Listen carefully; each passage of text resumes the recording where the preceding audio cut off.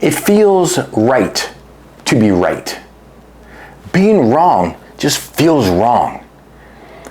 Admitting that you're wrong and using that to become a better person, it is a skill.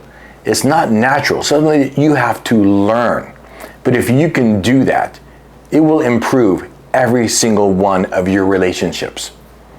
This book review is simply me admitting that I was wrong. I'm Captain Mike, this is Whiskey and Literature, and I read and reviewed 52 books in 52 weeks in 2023. 2 of those books were Faulkner's, and I've been not very complimentary towards these books for the past 2 years. I found the reads to be confounding, indecipherable. They were dense. I felt like they were unpleasant. I didn't have nice things to say about these books. And this is me admitting that I'm wrong. Here we go with The Sound and the Fury. William Faulkner was an American author born in 1897. He died in 1962. He won the Nobel Prize and the Pulitzer Prize. Some people consider him to be one of the greatest authors of all time. Some people even say that he is the GOAT, the greatest author of all time. Now, I would say certainly if you're talking about Southern Gothic fiction, it is William Faulkner. The Sound and the Fury was first published in 1929. For some reason, I can't imagine why, it wasn't an immediate success. I think perhaps they didn't really understand the book. Or like Marty McFly playing Johnny B. Good, they just quite weren't ready for it yet. Nowadays, it is consistently considered one of the greatest books of all time. This year on the 2025 list of the greatest books of all time, it's rolling in at number 16. I recently went through that entire list. I will link that video in the description below.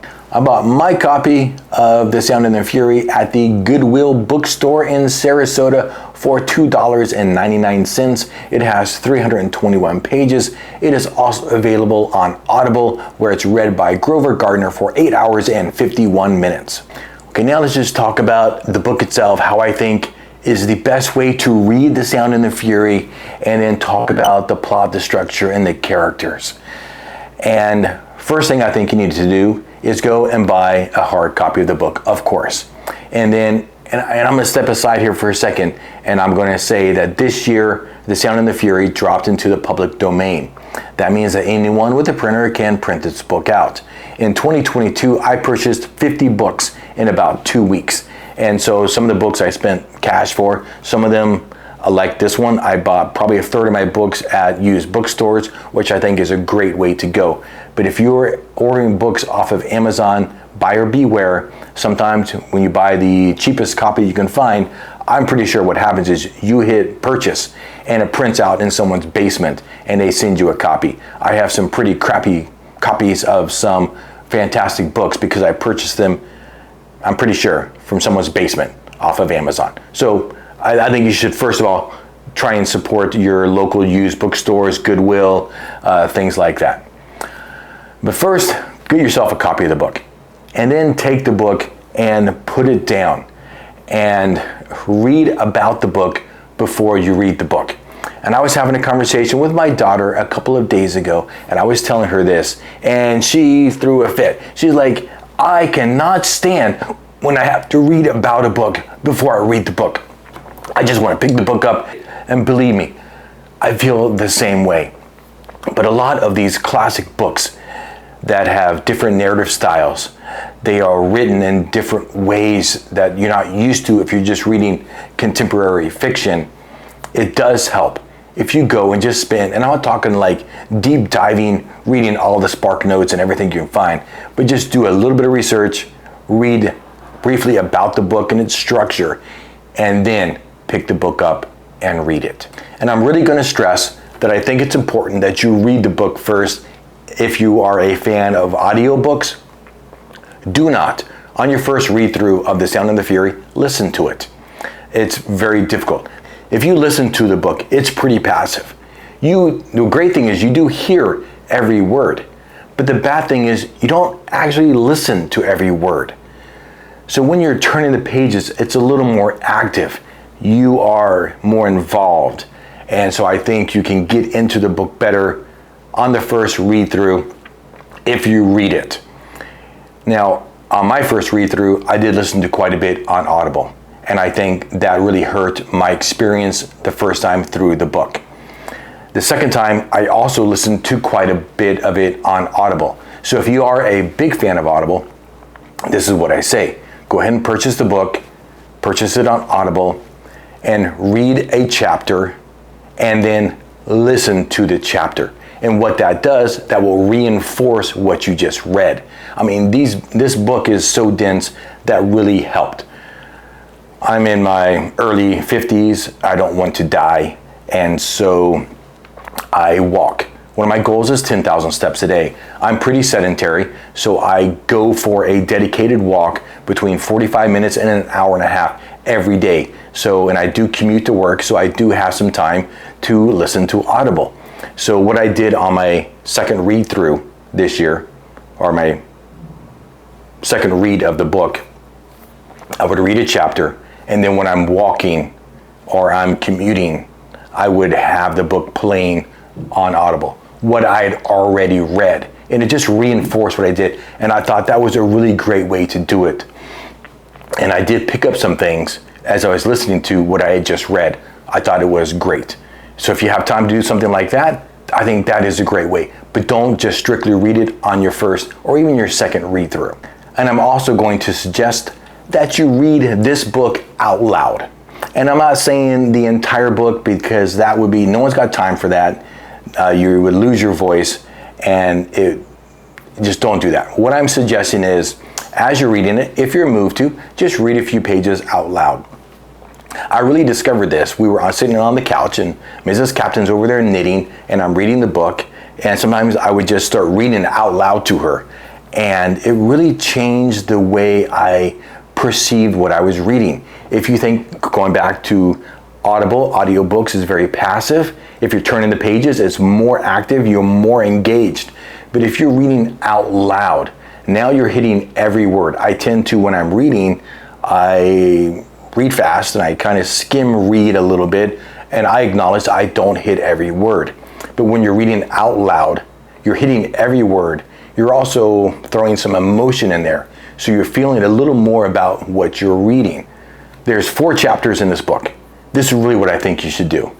I know it sounds kind of crazy, but before you read the book, go to each chapter, find the last page, go back 5 pages, and just make a tick mark. And when you get to that page, so you have 5 pages left in the chapter, read it out loud.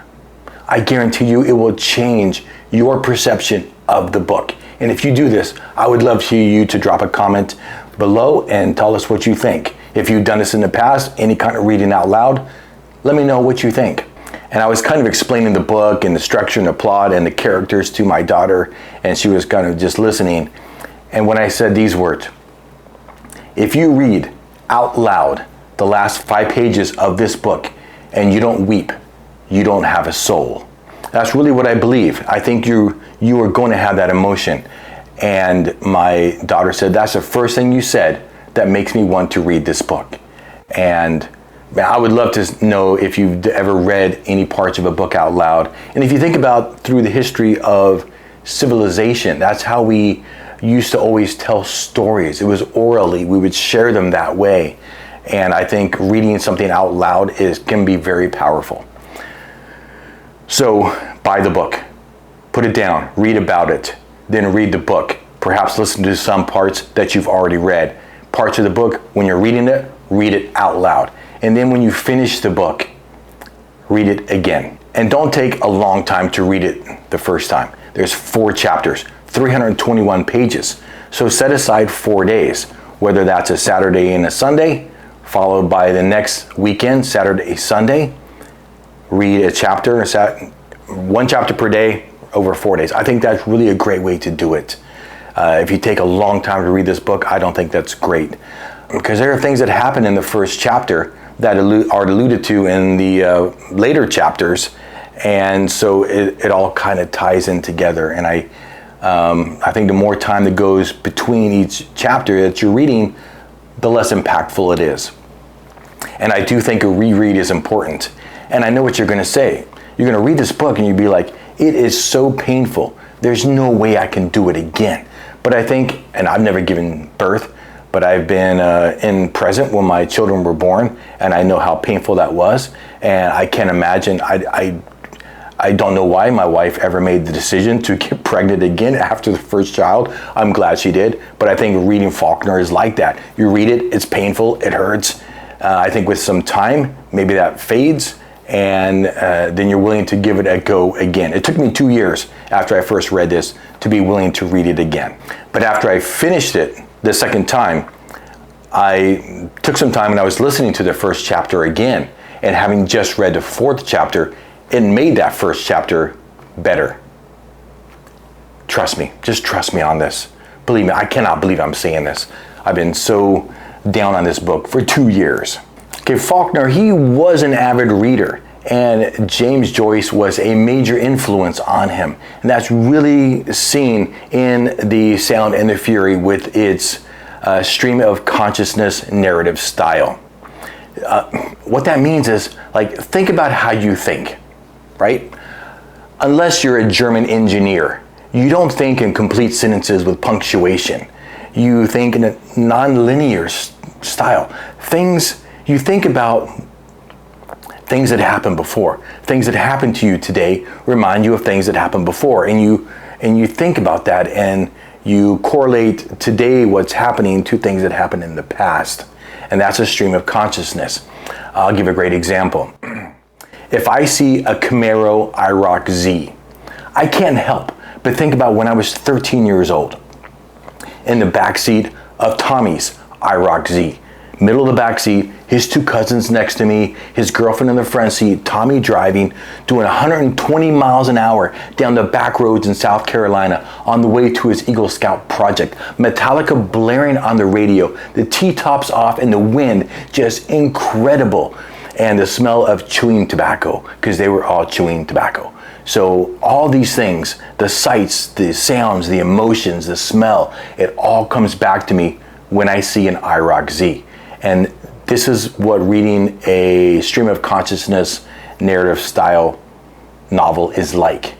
Things that happen to the character remind them, and they think about, and so you read about things that happened to them in the past. And that's how in certainly the first 2 chapters of the book, which makes them such difficult reads, it flashes back, and that's how we kind of get some backstory into the characters and in their lives. It's also a modernist novel. This was came out in 1929. So a modernist novel takes the typical tropes of a novel and says, what can we do different? And the structure of the book is nonlinear, the stream of consciousness, and all these are unusual in a novel, certainly at the time. It's also a Southern Gothic novel. What does that mean? It means it's like post-Civil War in the American South. It's think about The Great Gatsby. It's exactly the opposite of The Great Gatsby if you've read that. Great Gatsby is bright and airy and gay. Sound and the Fury, it's madness, despair, decay, decline. That's American Southern Gothic. Okay, I can count on one hand the number of stream of consciousness style books. James Joyce's Ulysses, which the entire book covered 1 day. Virginia Woolf's Mrs. Dalloway, also covered 1 day. The Sound and the Fury by William Faulkner, it covers 4 days. There are 4 chapters, 4 days. There are 4 Compson children, and there are 4 chapters over 4 days. Okay, so let's go through these chapters briefly to give you kind of an idea of the structure and what we're looking at. And this is the kind of thing that I'm saying that I think you should be aware of before you read the book, because otherwise it is just a jumble and, to me, incomprehensible. I think you will enjoy it more. You'll get more out of it. I'm not sure you really actually enjoy reading The Sound and the Fury, but it's more worth your while, and the payoff will be greater. Day 1, it's Benji's chapter. This is April 7th, 1928. Benji is one of the Compson children, and he is described in the book as an imbecile, a loony. He is mentally handicapped. He is 30 going on 3. That's how he's described in the book. And so think of a stream of consciousness narrative style, and you're seeing the thoughts, if you will, of an imbecile, someone who is mentally handicapped. So it makes it even more difficult.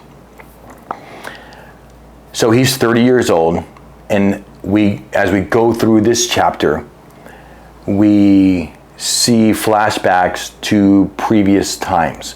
So one of the things that's important to know, they have some black servants that are taking care of the family, and there's always one who is dedicated to Benji. His name is Benjamin, we call him Benji. So in this first chapter, we see when he was an infant in his childhood, and then when he was like a teenager, and then in the present day when he's 30 years old. And it alternatively goes back and forth almost without any kind of break. And one of the ways you can tell is Versh. He was taking care of Benji when he was an infant and early childhood. Then TP was later as he was older, and in the present day we have Luster. That's one of the easiest ways to tell what time period we're in. Now it also gets complicated if you're not aware of the fact that their oldest child is named Quentin. He's a boy, and their daughter had a daughter who she named Quentin.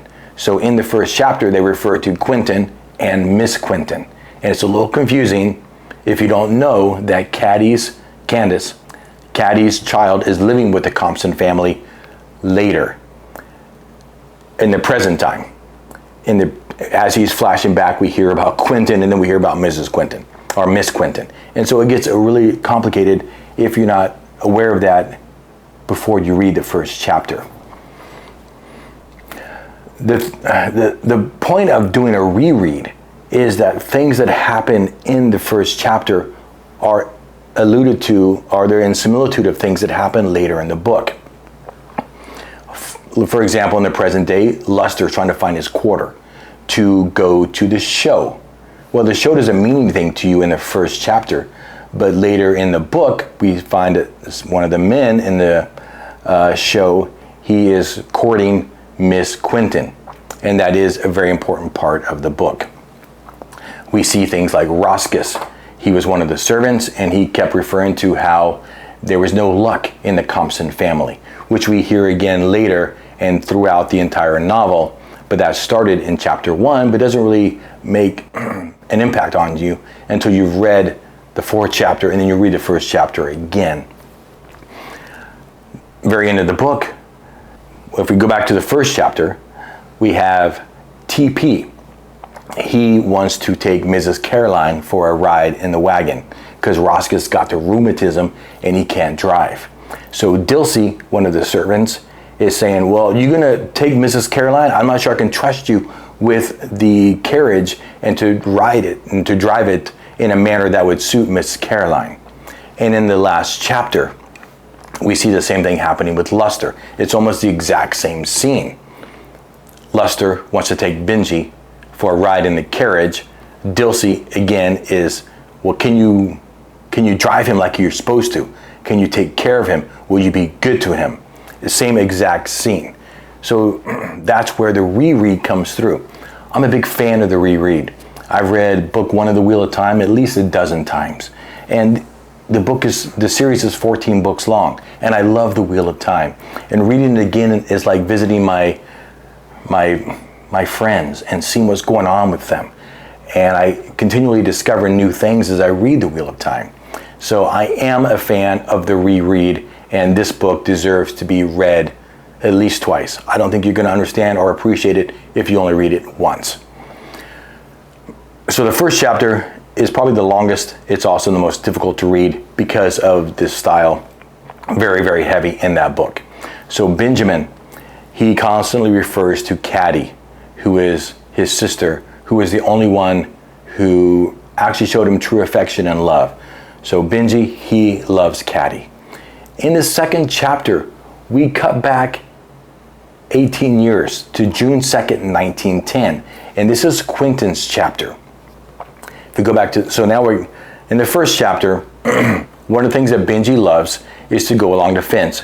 And they had some pasture land, which they sold, which was turned into a golf course. This pasture land that they sold financed Quentin's Harvard education. And that happened quite a while ago. So in the second chapter now, we cut back 18 years and we see Quentin, his day at Harvard. He's cutting class this day and he talks to his roommate, and then he wanders around the city. He goes and sees a watchmaker. Time is a big motif in this chapter. It's a theme. He goes into a bakery, and a little immigrant girl, she kind of starts following him around, and he can't shake her. She's just following him around. So he decides to try and take her back to her family. But she, of course, is not talking to him, so he doesn't even know where to take her. He just kind of wanders around. She's following him. This is going on all day long into the evening. Finally, word gets back to her family that this strange guy is taking their sister and daughter around. And so while he's taking her around, he calls her little sister. And he's trying to help her. And it turns out he can't help her. And then people who are important to her get to him and then beat him up. So he's unable to help her as much as he wants to. And you realize each chapter is about from one of the son's perspectives. But really, it's about their relationship with their sister Caddy. Quentin wanted to be a Southern gentleman, and they're all about purity. And he was, as weird as it sounds, he was trying to protect his sister's virginity and her chastity, and he couldn't. So he tried to help her, and he couldn't. He confronted some of her lovers, and they beat him up, and he was ineffective. So as this day goes along, and it's not explicitly stated in this chapter, but you learn in later chapters, at the end of that day, Quentin committed suicide. Now, if we go on to the third chapter, and now we see the third Compson son, that is Jason. And this chapter's date is April 6th, 1928. So the first chapter is April 7th, 1928, then June 2nd, 1910, and the third chapter is one day prior to the first chapter. So the third chapter is one day prior to the first chapter, April 6th. So now we see we're in the present day. This is the first chapter that's really kind of linear. We don't have a whole lot of flashbacks. We're really living in the present in this chapter, and we're seeing things through Jason's perspective. Who is Jason? He's the son. He's the most cynical. He's driven by earning money and providing for his family, kind of. What's his relationship with Caddy? So Benji loves Caddy. Quentin was trying to take care of her in a weird way and failed. Jason doesn't hate Caddy, but he doesn't like Caddy, and he blames everything that's wrong in his life to Caddy. Caddy got engaged and she got married. Her husband realized that she was pregnant with not his child. So he divorces her. He had promised Jason a job at a bank. And so after the divorce, that job vanished. So Jason thought that was his one chance in his life to make it and to be able to earn enough money to live the life that he wanted. And he feels like Caddy and the choices that she made ruined that for him.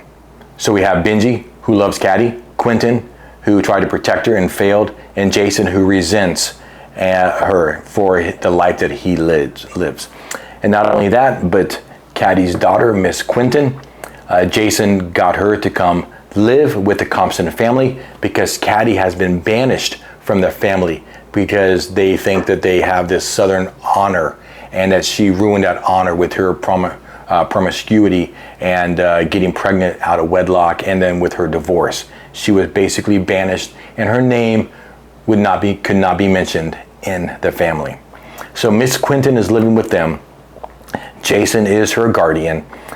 Caddy does send monthly payments for her, but Jason is effectively embezzling that money and using it to keep a mistress in New Orleans, and he's saving that money in his room.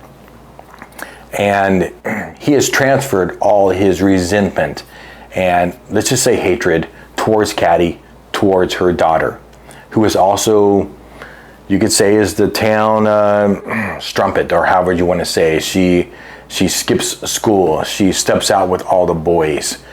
And Jason resents how his family is looked at in the town because of her. And so he takes it out on her. He mistreats her. And so, of course, he reacts in a typical teenager way.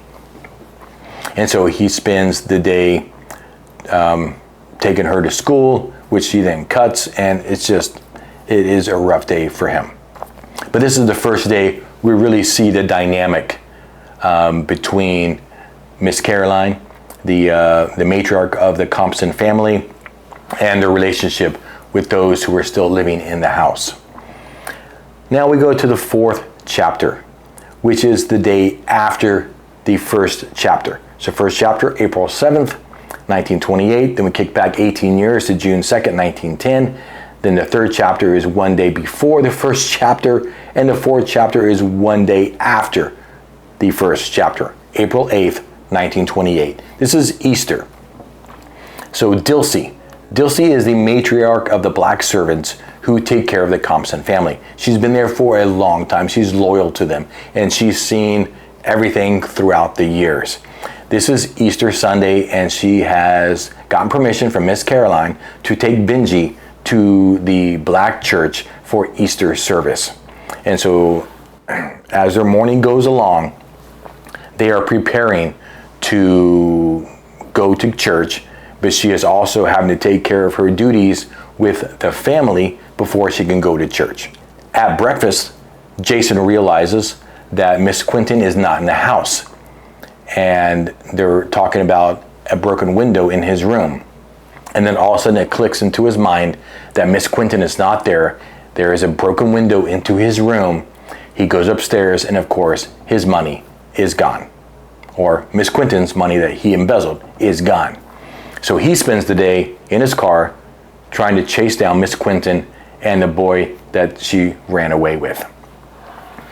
Dilsey takes Benji to the church and listens to a powerful sermon and reflects upon the Compson family and basically their decay and decline.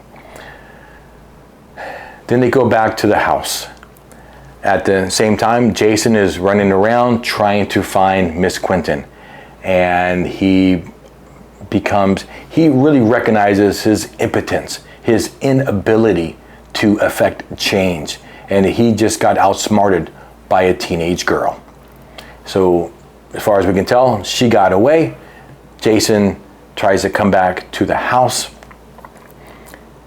Luster talks Dilsey into letting him take Benji for a ride. Benji takes the same ride in the carriage every Sunday, and there's like a turnabout or a roundabout, and they have to turn to the right, and Luster is trying to show off for some other servants or black people that are there, trying to show how grandiose he is driving this carriage, and he turns to the left. And Benji, again, is a very simple-minded person, and he needs that structure and that sameness and that routine. And Luster, by turning left instead of turning right, Benji just starts bellowing, and Jason happened to come into town at that moment and puts an end to it and jumps on the carriage and turns it to the right and beats Luster up. I don't know if me going through that is encouraging you to read the book or discouraging you from reading the book. I'm just going to say I recognize greatness now within these pages, and I was wrong. Everything that makes this book a difficult read is also what makes it a great read. I think it deserves to be on the list of the greatest books of all time. And I think when the pain of this read wears off a little bit, I'm actually looking forward to, in a year or so, rereading this book. I also read Absalom, Absalom. I don't know if I can actually read 2 Faulkner books in 1 year. So maybe next year I'll read Absalom, Absalom, and then reread The Sound and the Fury. And honestly, I have to tell you, I cannot believe that I'm shocked that I'm actually saying this, because I've been nothing but knocking this book for 2 years, and William Faulkner in general. But I do think it's a great book. And I think that if you have read this before or you've tried to read it, I think if you do some preparation, read it, and then read it again, believe it or not, I think maybe you also will recognize that greatness within these pages. I would actually love to know your thoughts. If you've read this, if you've had an experience with Faulkner, what do you think? That's what I think now. So on to the star rating, and I judge all books on 5 criteria, 6 if I listen to it on Audible. Here we go. First of all, initial response. How did I feel as soon as I finished the book? And I can't believe it. I'm going to give it a 5. I mean, it's not like a super feel-good book, but it was great. Great book. I felt good. Next up, recommendation. How likely am I to recommend this book? And I think about the people that I know that I would like to recommend this to, and I can't think of any one person besides my daughter who would read this book if I recommended it to him. I'm just going to give it a 3. Not because I don't think I should recommend it, but I don't think anyone that I know that I could recommend it to would actually read it. So I'm just going to 3.